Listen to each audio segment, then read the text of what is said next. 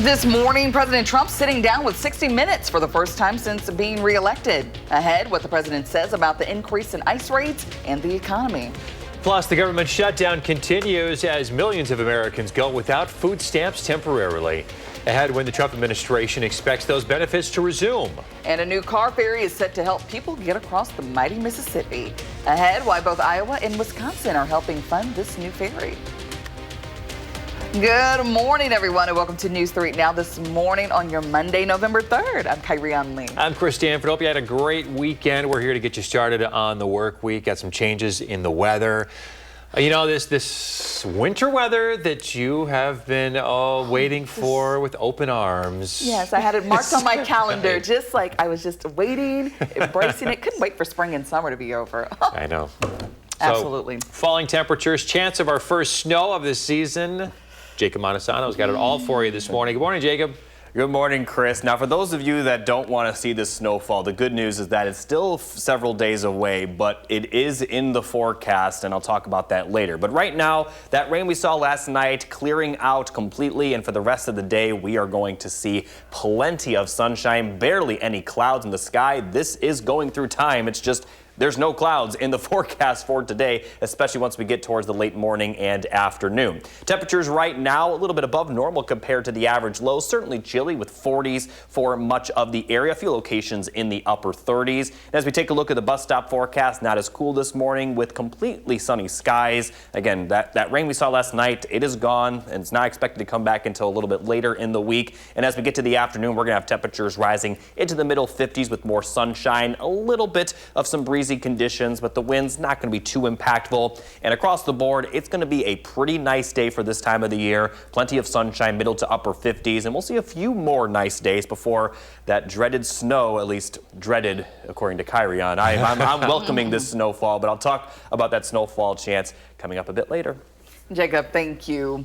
We begin with some news developing out of Beloit this morning. We are getting a look at some photos of a duplex fire. Firefighters say the building is a total loss. New pictures into the newsroom within the last couple of hours show some of the damage. The duplex is on Boothmaker Drive near Cranston Road. We are still working to find out if anyone is hurt and just how many people are displaced. We do know Beloit Fire, Beloit Police, and the Rock County Sheriff's Office were at the scene. You can get the latest updates on this story and more sent straight to your phone with the Channel 3000 News app. With the app, you'll receive breaking news push alerts as soon as they happen. It's free to download. Just search Channel 3000 in your phone's app store. 6:02, turning now to Trump's historic weekend interview with 60 Minutes. The president sitting down with CBS's Norah O'Donnell for nearly an hour and a half. That's right. This was the president's first interview with the television news magazine in 5 years. Trump and O'Donnell touched on topics ranging from tariffs, the economy, and the government shutdown. During the interview, the president standing firm with his decision to only negotiate on Affordable Care Act subsidies once the government is reopened. Meanwhile, on immigration, Trump was asked if ICE's methods have gone too far. They haven't gone far enough because we've been held back by the judges, by the liberal judges that were put in by Biden and by Obama.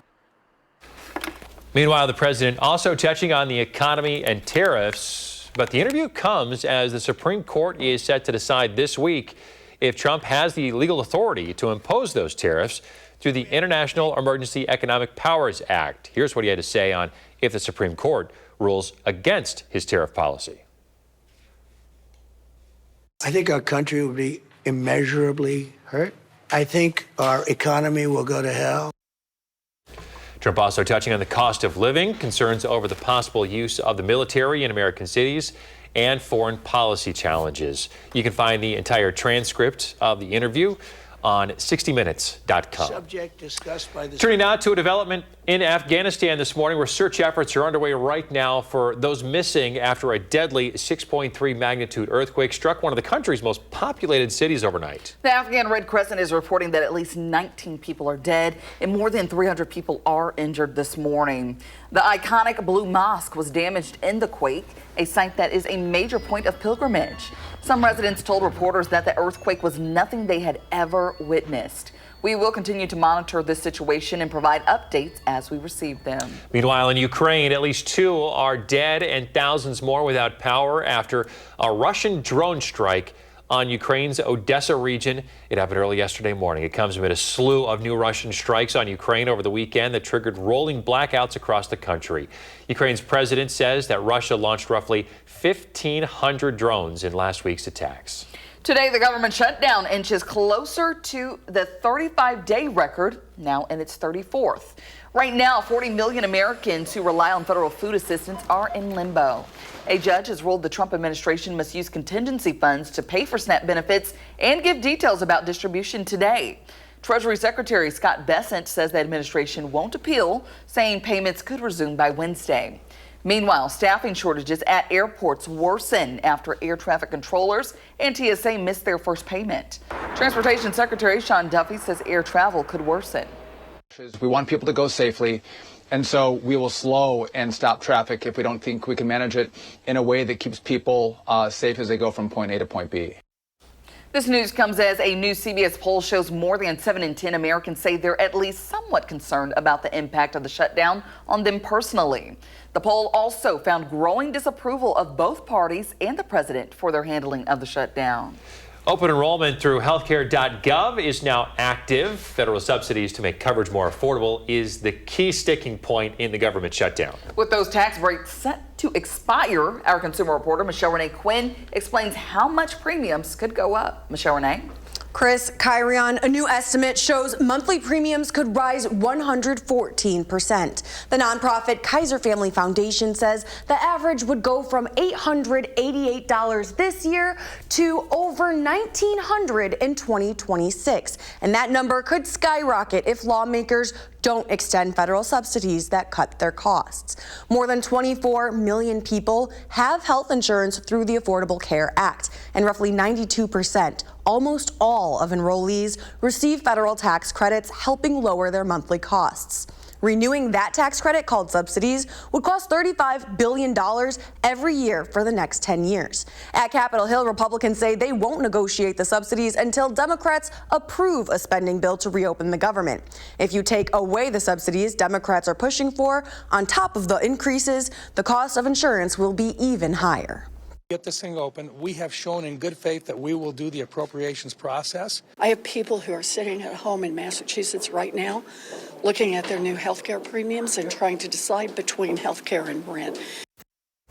The federal tax credits are set to expire at the end of the year. Regardless of this shutdown, you can expect to pay a lot more in 26 than this year. And be careful during open enrollment because scammers ramp up. But if you stick around for the next half hour, I'll have some tips to help you spot those open enrollment scams.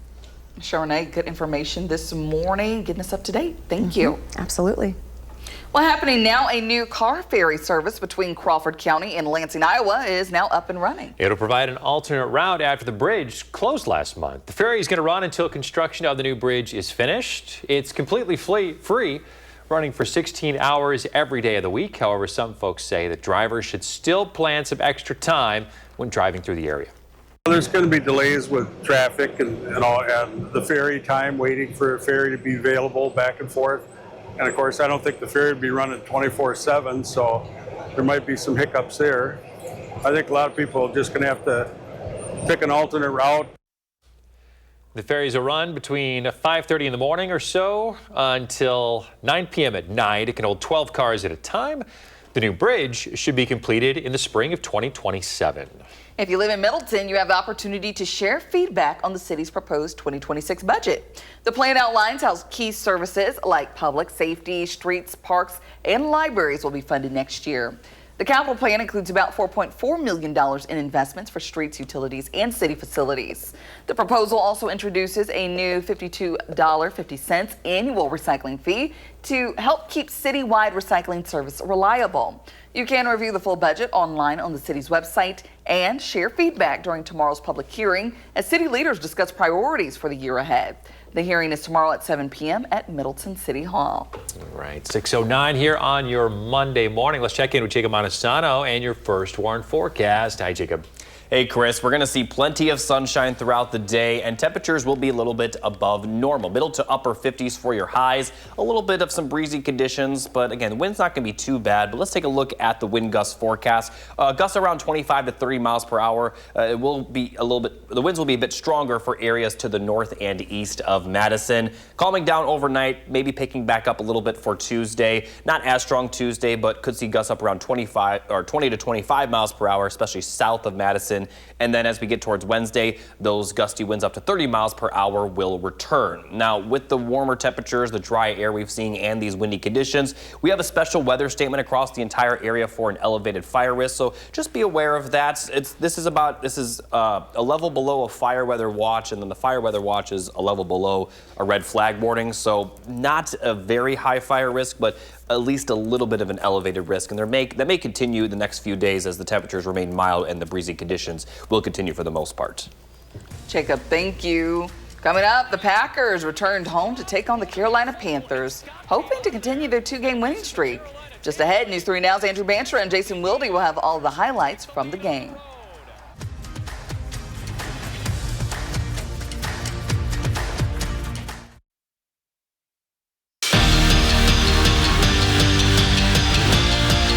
What did you do when you were 27 years old? If, by chance, you used to play quarterback for the Green Bay Packers, chances are you won your first Super Bowl. Bart Starr, Brett Favre, and Aaron Rodgers all won their first when they were 27 years old. And you may be thinking, why is any of this important? And the answer would be, Sunday was Jordan Love's 27th birthday. So if history holds up, this is the Packers' year. But hosting the Panthers was anything but a proper birthday party for the Packers and their quarterback. Not a whole lot happened in the first half, just a pair of Packer field goals sandwiching a Panthers touchdown. Rico Dowdle does the job. Carolina takes a 1-point lead into the half. And it must have been the daylight savings because the Packers slept through the second half too. In the third quarter, another Rico Dowdle touchdown, make it 13-6. We'd have to wait for the final 3 minutes of regulation for the Packers to put on their party hats for Jordan. And finally, his buddy Josh Jacobs starts the celebration, scoring to tie things at 13 apiece. And just when you were thinking overtime, it was more Rico Dowdle. If you didn't know him before, you do now. He rips a run that sets up a game winner. Carolina's kicker, Ryan Fitzgerald, gets it through the uprights as time expires, putting the icing on the worst birthday cake Jordan Love has ever tasted. The Packers lose a stunner, 16-13. It's tough. It's a tough pill to swallow. I don't think it was for a lack of effort or anything like that. We have to get back to making sure that we have a solid week of practice. And I know that's probably not the sexiest answer that everybody wants to hear, but that's a reality. It's very frustrating. I think everybody in that locker room is very frustrated. It's tough. What we're walking out of that locker room feeling is if we don't play our best, we're going to get beat just like that, no matter who it is. So we got to find ways to be at our best and, like I said, be more consistent, put up more points in this, but it's definitely frustrating, but this is what happens if you don't play your best week in and week out. And of course, now we are joined by our senior Packers writer, Jason Wilde. And Jason, I have an urgent question. What was the worst birthday present you ever received? Well, I thought you were going to bring me a stool for this That'd week, be but a it's good not one. my birthday. It is Sure. Jordan Love's birthday. Yeah, there's been a lot of bad birthdays, but this one has to be one of the worst. Now, the last time a quarterback had a birthday on a game day was Aaron Rodgers in 2018, December 2nd. And the Packers fired Mike McCarthy later that afternoon during his birthday party at home. So it could have been worse, but today was not good if you're a Packers fan. And we'll stay on these sour notes. Tucker Kraft goes down with a knee injury. Yeah, it is an ACL in his right knee, which obviously ends his season. You know, a week ago, we were talking about how this team needs to build its passing game around Tucker Kraft. He's coming off of a game where he caught 7 balls for 143 yards and 2 touchdowns. Those are all career highs, and now you're without him for the rest of the season. That changes this team's offensive dynamic in a huge way. And, you know, despite their record, which is good overall, do you kind of feel like we saw this one coming a little bit? I mean, it hasn't always been pretty despite the 5 wins. Yeah, I don't think when you're favored by 13.5 points and you're at home and you're playing a team that has been up and down like the Panthers, this is a game you win. Like, if you're the team you think you are, even though you lost an important player, and I asked Jordan Love afterward about the impact that had, and it clearly did have an impact on this team, but they still had opportunities to go win the game. And Jordan Love throws an interception. They have the fumble early in the game. Like, they have to be better if they are the team that they think they are, and maybe they're not the team we thought they were. And likely we will see a different-looking Packers team next Monday when they host the reigning Super Bowl champions, like Jason said, and Jair Alexander will be in the building. Who knows if he'll play? Maybe he'll appoint himself a captain. Sure. Which was always fun a couple of years ago. We could certainly see that. And what team did he do that against? That was against Carolina, the team that won today. Yeah, that's a sad way to bring it full circle. So on that note, for Jason Weldy, I'm Andrew Banstra from Lambeau Field. That's your morning sports fix. Have a magnificent Monday. And as we take a look at the 3 things you need to know, mild temperatures the next couple of days with some showers a little bit later in the week. And then we are going to see much colder temperatures next week, especially Sunday and Monday next week. But looking at today, it is going to be very nice for this time of the year. Plenty of sunshine, middle to upper 50s. Tomorrow then will be even warmer, and it's also going to be a little bit less windy tomorrow. Now, there will be a little bit more cloud cover, but a few areas could get into the lower 60s. And although we're going to cool down a little bit for Wednesday, we're still talking about temperatures above normal. This time of year, the average high is around 50, so we're going to be in the middle 50s again for Wednesday. The reason we'll be a bit cooler as the winds are going to pick back up for Wednesday and breeze out of the northwest, which will help cool those temperatures down. Now, looking at that next rain chance, it will come Thursday night. We'll see more cloud cover during the day on Thursday. Still going to see highs in the middle 50s, but then overnight we'll see some light to moderate showers roll through. Not a big deal with this system, and we could see some lingering showers into Friday, but the weekend system will certainly be a little bit more impactful, not just from a precipitation standpoint, but also the temperature swing standpoint. So for Saturday, looking like we could see rain for much of the day, and then as the temperatures cool down Saturday night, that rain could transition into a wintry mix, if not completely into snow. And if we do see that, it will likely be the first time for a lot of the area that we see our first snowfall of the season. Now, we're not expecting accumulation right now, and a lot could still change between now and then, but Saturday night into Sunday morning definitely could be our first snowfall of the season. And to recap these rain chances, very dry through Wednesday. Even during the day on Thursday, not going to see much with that rain mostly occurring Thursday night, and then Saturday into Saturday night, we'll see that next system roll through our area. And take a look at that temperature drop. We're going to have highs only in the upper 30s for Sunday and Monday with lows in the middle 20s. And Sunday will also feature some breezy conditions, so it may feel even cooler. So the story of the forecast is just enjoy the next couple of days, because we're going to see the above average temperatures with upper 50s to low 60s and a good amount of sunshine, especially from now through Wednesday. And then we will see temperatures slowly cool down for the end of this week, then kind of nosedive to start next week with those upper 30s expected. So again, mild next couple of days, but more winter-like next week. All right, just taking it one day at a time, one day at a time. Jacob, thank you. Well, still ahead, meet the futuristic helper coming to homes. And the city of Janesville looking for community feedback on the possible incoming data center. Coming up the next half hour, you can make sure that your voice is heard.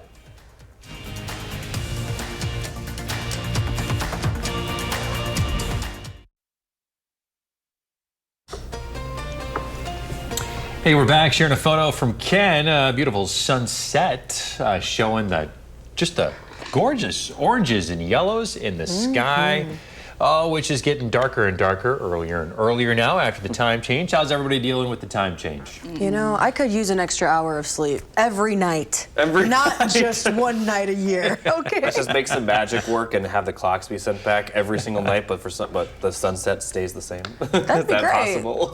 Feeling about the same, honestly, as I did last week today. So, hey, I don't know if it makes a difference for me. Well, thanks for being here this early. Does it make a difference for you? No. Okay.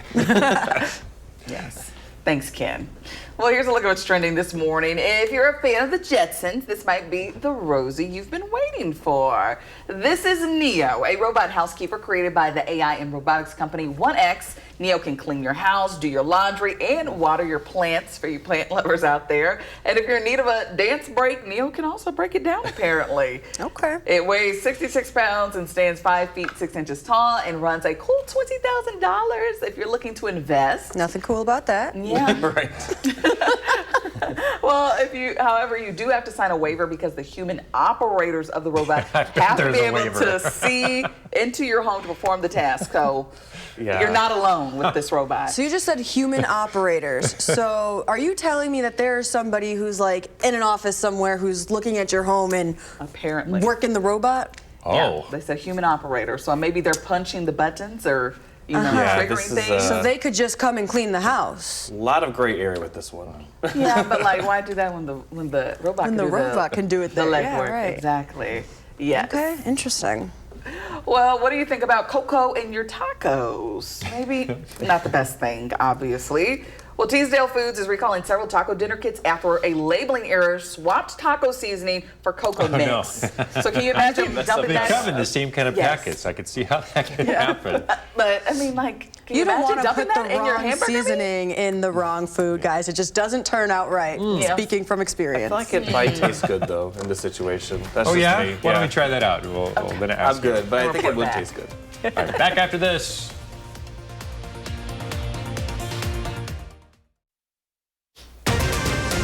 We've been here, and you can count on us. This morning, federal food aid still in limbo. How local communities are helping those in need. Plus, President Trump sits down with an exclusive 60 Minutes interview. What he's saying about the end to the government shutdown. And an injury update. How it's looking for the Packers star tight end after leaving yesterday's loss with a knee injury. Well, good Monday morning, everybody. Thanks for tuning in to News 3 Now this morning. I'm Chris Stanford. And I'm Kyrie Unley. Thanks for waking up with us this morning. Hope you all had a fantastic weekend. It always goes by too quickly. Yeah. You know. Sugar hangovers, time change. Hope all you're doing just fine this morning. Let's get you out the door. Jacob Montesano's got your first warn forecast. Hey there, Jacob. Hey, Chris. We saw some rain last night, but at this point in the morning, we are seeing almost completely dry conditions, maybe a few light showers for some areas in southeast Wisconsin, but I do expect us to be completely dry right now, and we're going to be pretty dry for the entire day. Not a cloud in the sky is expected for a good chunk of the day, and temperatures will be pretty comfortable as well. Right now, they certainly are chilly, but they're a little bit above normal compared to the average lows for this time of the year. Lower 40s for a lot of the area, upper 30s for some. And as we take a look at that bus stop forecast, sunshine throughout the entire day. Not quite as cold this morning as I talked about. And through the afternoon, it's going to be a little bit above normal as well. Middle 50s for highs, a little bit breezy, but we're going to maintain the almost completely sunny skies. And this is going to be for just about everybody. So a pretty good day for this time of the year. And we will continue to see some mild temperatures for the next couple of days, but a big cool down is expected sometime in the forecast. I'll talk more about that coming up a bit later. Jacob, thank you. We begin with some developing news this morning out at Beloit. We are getting new photos of a duplex fire. Firefighters say the building's a total loss. We have pictures into the newsroom this morning that show some of the damage. The duplex is on Boothmaker Drive near Cranston Road. We're working to find out still if anybody is hurt and just how many people are displaced. We do know State Patrol was at the scene along with Beloit Fire, Beloit Police, and the Rock County Sheriff's Office. You can get the latest updates on this story sent straight to your phone with the Channel 3000 News app. With the app, you'll receive breaking news push alerts as soon as they happen. It's free to download. Just search Channel 3000 in your phone's app store. New overnight, Madison police responding to a burglary call on Flint Lane on Madison's east side. This is right near Kennedy Elementary. Police say someone in the home discovered that their garage door had been opened and their car was stolen. Police found that car nearby with no one inside. Now, despite setting up a perimeter and conducting a canine track, no suspects were identified. It is believed the suspect got to the garage, though, using a door opener from an unlocked car in the driveway. Police want to remind you to make sure your vehicles are secure and your homes are as well.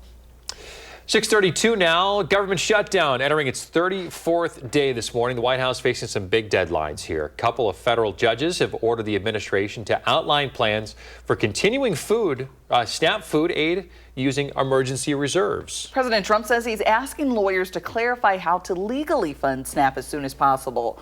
The renewed focus on food aid comes after President Trump hosted a Great Gatsby-themed party at Mar-a-Lago over the weekend. Last week, Governor Tony Evers declared a state of emergency, citing uncertainty around federal food assistance, which impacts about 700,000 people in Wisconsin. In Madison, Mount Zion Baptist Church and the local Divine Nine chapter are hosting their annual food drive, saying donations are needed now more than ever. She don't know how she's going to make it through this month, and then also next month looking at that too. It's a lot of struggle, and so we try to do whatever we can. The help from the community, we will survive, you know. It may be a little tight sometimes, but Dane County will help our people. We've been here, and you can count on us. The food drive at Mount Zion ends on Sunday, but their food pantry runs year-round. And in Monona, St. Stephen's Food Pantry also looking for to help those who are impacted by food insecurity. Donations of non-perishable food can be made at City Hall, the library, community center, and Maywood School. They really need items like ketchup, mustard, peanut butter, and canned soups. St. Stephen's also accepts fresh and frozen items directly. You can do that from 8:30 in the morning until 12:30 in the afternoon, Monday through Thursdays. And if you are in need, food assistance is available by appointment. If you live in Middleton, Milton Meals Matter Community Grocery Drive kicks off this Saturday. Families should pack non-perishable items and place them on their porches by 3 p.m. with the light on. Volunteers will collect donations to support local families. Those outside city limits can arrange porch pickup or drop off at Middleton High School. On Sunday, a drive-through pickup event runs from 1 to 3 p.m. for those who need groceries. Visit the Milton Meals Matter website for details and to participate. And if you or someone you know is being impacted, there are some more resources. If you usually receive food share benefits, experts say that you should use the money left over on your Quest card for shelf-stable food, frozen meats, and things that can be bought in bulk. If that's not enough and you still need help, call 211. That number will direct you to food assistance in your area. New this morning, President Donald Trump is speaking out in a new 60 Minutes interview. It's his first sit-down with the network since reaching a settlement with Paramount, CBS's parent company, over a 2024 interview with then Vice President Kamala Harris. In the interview, Trump defended the surge in immigration raids, saying they haven't gone far enough because they've been held back by judges. He also said the government shutdown will only end when congressional Democrats give in or Republicans change the rules. The Republicans have to get tougher. If we end the filibuster, we can do exactly what we want. He's referring to the 60-vote Senate threshold that forces compromise. Democrats say they're standing firm, pushing for a spending bill that extends Affordable Care Act subsidies as premiums are set to jump by year's end. Trump reiterated he won't negotiate until the government fully reopens. Meantime, Defense Secretary Pete Hegseth saying the U.S. has carried out another deadly strike on an alleged drug trafficking boat. Hegseth says that the Saturday strike killed all 3 on board in international waters. It's the 15th known strike on an alleged drug smuggling vessel since the Trump administration began the operations. It comes as Democrats and international leaders continue to question the legality of the strikes. This also comes as congressional sources are now saying that the Justice Department has determined the strikes can continue without congressional approval. A senior DOJ official briefed some members of Congress last week, reportedly telling them that the Trump administration is not bound by the Wars Powers Act. They also say the strikes were justified and equated drug cartels with terrorists. At least 64 people have been killed in the strikes. In more local news, tomorrow, Janesville will host a community conversation about data centers. It's happening at the Woodman Sports and Convention Center. Community members are invited to learn more, ask questions, and share input on possible redevelopment of the former GM property.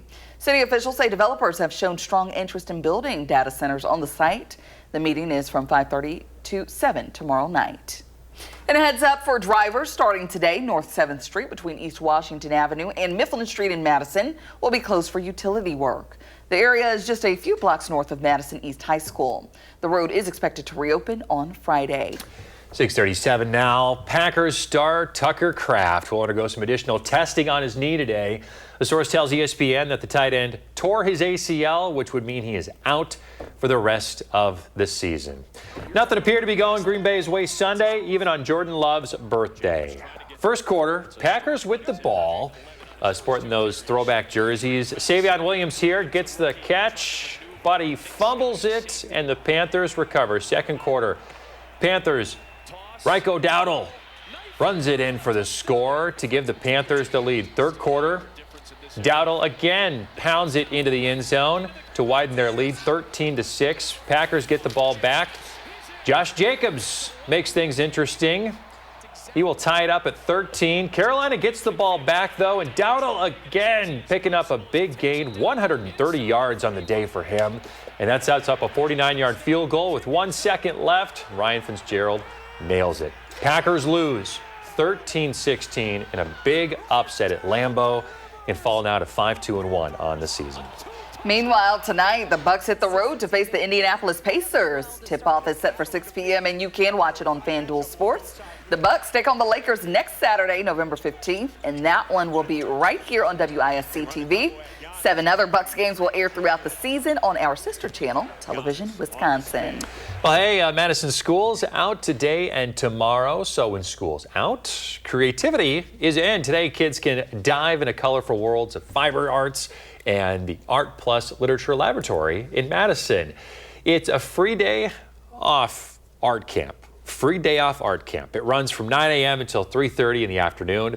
It's at 111 South Livingston Street. Young artists can explore textile-inspired works from ALL's current exhibit and create their own soft sculptures, fabric collages, and weaving. Snacks are provided, but you need to bring your own lunch. Make sure it's nut-free, and a bottle of water is included. The event is free thanks to the Marquette Neighborhood Association.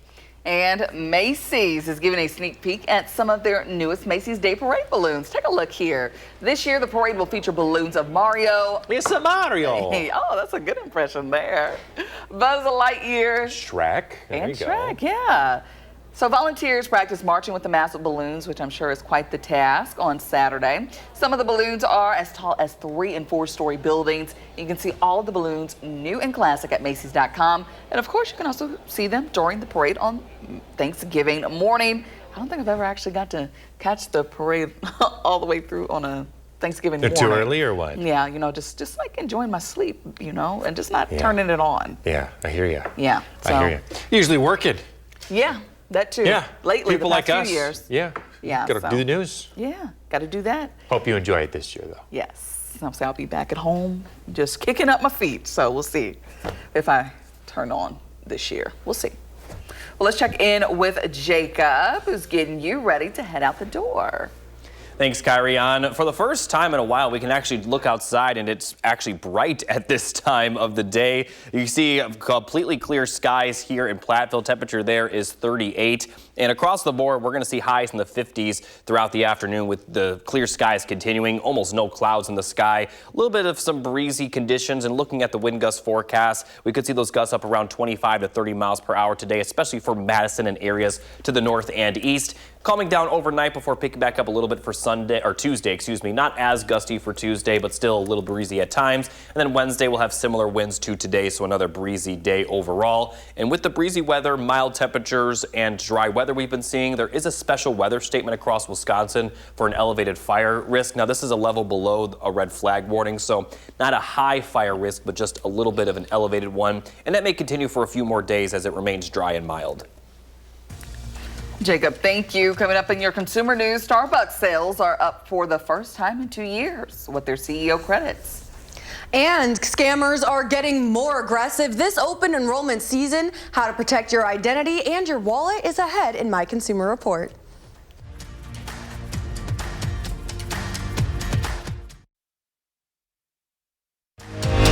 You're watching News 3 Now this morning. Moving forward. Welcome back in your consumer news this morning. It's open enrollment season for healthcare insurance, and scammers are getting much more aggressive trying to get your money or your information. So our consumer reporter, Michelle Renee Quinn, is here this morning. She's got some tips to help you spot those scams and keep your identity protected. What do you have for us, Michelle Renee? Well, scammers will often impersonate Medicare and try to contact you, but our Call for Action team is warning you that true Medicare employees will not contact you out of the blue. Now, you can hear impersonators say you need a new or updated account, might ask you to verify your Medicare number, bank account, or card numbers, and they might even have some of your information already, but that does not mean it's legit. It could still be a scam. Now, the Better Business Bureau says to be wary of anyone who contacts you out of the blue, because if you need help, you can call for a provided navigator or Zscaler for legitimate help in determining which plan is right for you. They will not call you first, and they cannot charge for their support. So if someone asks you for a payment, that's your red flag. It's a scam. The BBB also says to be wary of free gifts and health screenings. Never exchange your personal information for an expensive gift or promise. And finally, if you want to make changes to your healthcare plan, go directly to Medicare.gov, healthcare.gov, or your employer's health insurance provider. Don't click on links or any suspicious messages. Remember, if you get unsolicited emails, texts, or phone calls, the best thing you can do is not respond in any way. And caller IDs can be spoofed and faked. So if you do answer a call on accident, hang up immediately. I promise you are not being polite by hanging up on a scammer. Yeah, I mean, hang up immediately. There's no need to keep that phone line going. Yeah, I have no problem sending you to voicemail either. Some really good tips here to be wary of, now that open enrollment is active, and there's all these questions surrounding the open marketplace. Right, and if you are on the do not call list, scammers don't look at that list already. So if you're getting a call and you're on that list, it's a scam automatically. You're not answering it. All right, good stuff. Michelle Renee Quinn, thank you. Absolutely. 6:47, another consumer news this morning. You may have noticed the price of coffee is up. It's up 19% from last year. Analysts say it's because of extreme weather and President Trump's tariffs. Despite this, Starbucks reporting some sales up at some stores. That's the first time in nearly 2 years. Starbucks says it's thanks to new protein drinks in old school mugs, and redesigned stores. And while AI is helping baristas with things like recipes and inventory, the CEO says human workers are here to stay. No, I don't think so. Our business is based on the human touch, and we always have to have that barista-customer connection. I think there's tremendous opportunity with voice where you could literally just say, you know what, I want my protein latte. Find me the closest Starbucks. I'll be there in 15 minutes. But when you get to the store, you're still going to be greeted by a person. Starbucks did close 107 stores and laid off nearly 900 corporate workers in September. Their CEO says he can't promise there won't be price hikes. Well, let's check in now with meteorologist Jacob Montesano, getting you ready to out the door with 3 things you need to know. Good morning. Good morning, Kyrie. We're going to see those mild temperatures continue for the next couple of days, with rain expected by the end of the week, and we will see some much colder temperatures by next week, especially this time next week. But looking at today, pretty good day for this time of the year, middle to upper 50s, plenty of sunshine. Tomorrow, the temperatures may be even warmer. We're going to have highs in the lower 60s for some, a little bit more cloud cover, but also a little bit less wind. So the next 2 days, pretty good. And Wednesday's not going to be too bad either. We're going to have highs in the middle 50s, a little bit more wind again, with the winds coming out of the northwest for Wednesday, which will help keep those temperatures a little bit cooler.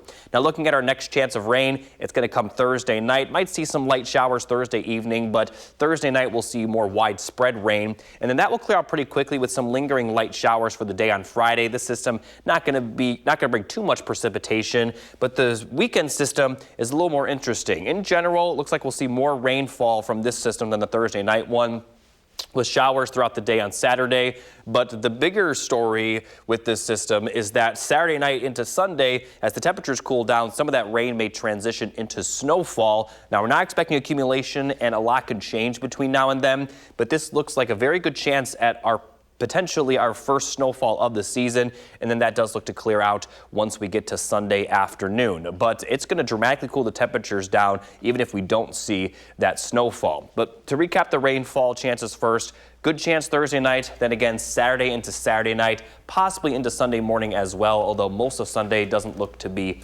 too wet in either way, whether it's rain or snow. But it will be cooler with highs in the upper 30s for Sunday and Monday, lows in the middle 20s. So a lot cooler then than what we are going to see the next couple of days. And the next couple of days, not looking too bad. All right. I'm not looking forward to the temperatures dropping, but this is something we have to prepare for. Yeah, it's time. Yeah, it's time. November, so got to prepare. Brace yourselves. Well, coming up in the morning sprint, how the Dodgers are celebrating their big win today. Yeah, we got a third birthday to celebrate this morning. I want to say happy birthday to Anaya. Oh. Happy birthday. Hope you have a wonderful day. We're back with the morning sprint right after this.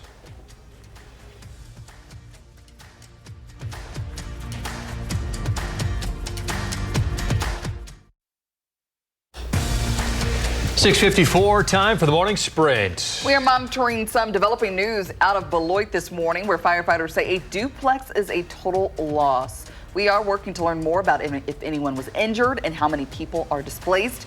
We do know Beloit Fire, Police, and Rock County Sheriff's Office were all on the scene. We will share any new information on air and on channel3000.com. 2 federal judges have ordered the Trump administration to detail plans for keeping SNAP food aid flowing using emergency reserves. The concern comes as President Trump hosted a Great Gatsby-themed costume party at Mar-a-Lago over the weekend. Governor Evers declared a state of emergency, citing the uncertainty around food aid affecting some 700,000 people here in the state. With the government shutdown in a new week, Transportation Secretary Sean Duffy says airport delays are going to get worse as the funding stalemate affects air traffic controllers. Duffy says the federal government will stop traffic if it becomes a safety issue.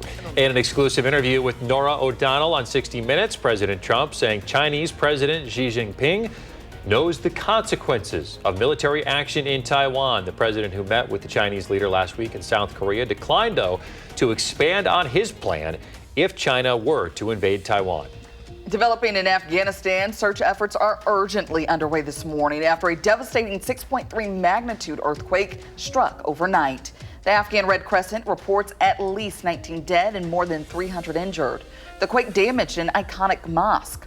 Locals describe the quake as unprecedented. LA Dodgers having a parade today in downtown LA to celebrate their World Series victory. Players, coaches, and executives are set to ride double-decker buses through the city streets.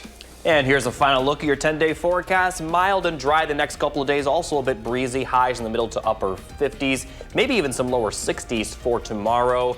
We are going to see plenty of sunshine. Rain Thursday night and then again for the weekend. And Saturday into Saturday night, we could see those temperatures fall to the point where that rain may transition into snow. But even if we don't see the snowfall, it's going to be a lot cooler, highs in the upper 30s this time next week. As long as there's no large accumulations right now. That's going to come eventually, though. I think I'll be okay. Like, as long as, we can get through it, get out there on the roads okay. We'll be fine. Then I'll survive. We're Wisconsin. We got this. Exactly. Jacob, thank you. CBS Mornings is coming up next. Next newscast is at noon. You can find us streaming 24/7 on Channel 3000+.